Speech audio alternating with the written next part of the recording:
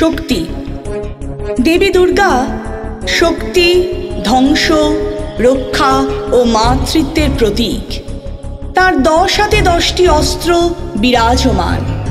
কখনো অসুর দলনী রূপে, কখনো জগৎ জননী রূপে পূজিত হন দেবী দুর্গা।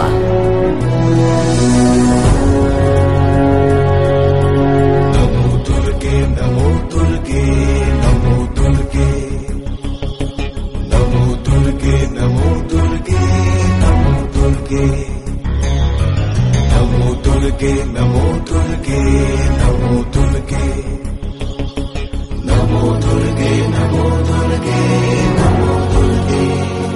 ॐ जटाजूट समायुक्ता अर्धेन्दुकृतशेखरा लोचनत्रय संयुक्ता पूर्णेन्दु सदृशानना अतसी पुष्पवर्णाभा सुप्रतिष्ठं सुलोचना नवयौवन संपन्ना सर्वाभरणभूषिता सुचारुदशनं तद्वत् पिनोन्नतपयोधराम् त्रिभंगस्थान संस्थानं महिषासुरमर्दिनीं मृणालायत संस्पर्श दशबाहु समन्वितां त्रिशूलं दक्षिणे ध्येयं खड्गं चक्रं क्रमागत।